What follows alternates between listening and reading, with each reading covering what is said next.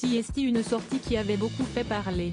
Alors que la 76e édition du Festival de Cannes ouvre ses portes ce mardi 16 mai, avec son lot de stars et de personnalités médiatiques issues de tous les milieux, retour sur l'édition de 2013, où, le samedi 25 mai, le soir de la projection restaurée du film Plein Soleil avec Alain Delon, un homme politique avait fait crépiter les flashs des photographes.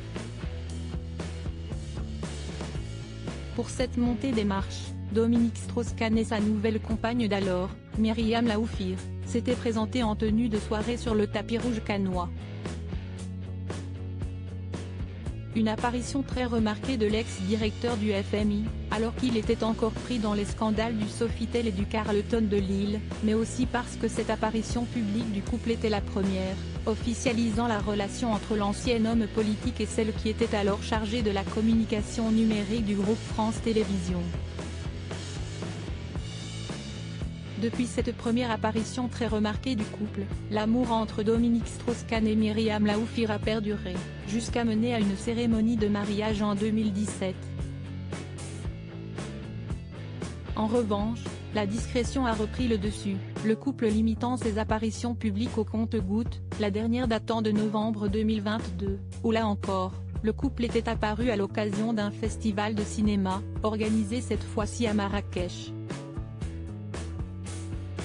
Dominique Strauss-Kahn, cette rare apparition avec sa femme Myriam Laoufir au Maroc. Dominique Strauss-Kahn, des apparitions aussi rares que remarquées malgré sa volonté de vouloir se tenir à l'écart de toute lumière médiatique depuis son riad au Maroc, il arrive tout de même à Dominique Strauss-Kahn de refaire parler de lui.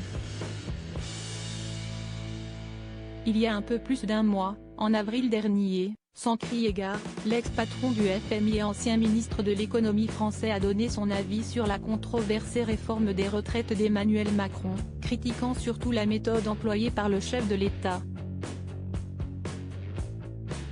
Depuis, tel un serpent de mer, celui qui fut un temps le favori de l'élection présidentielle de 2012 a replongé dans la discrétion, sans laisser d'indice sur sa prochaine intervention médiatique. Crédit photo, Jacovi de Borde-Moreau.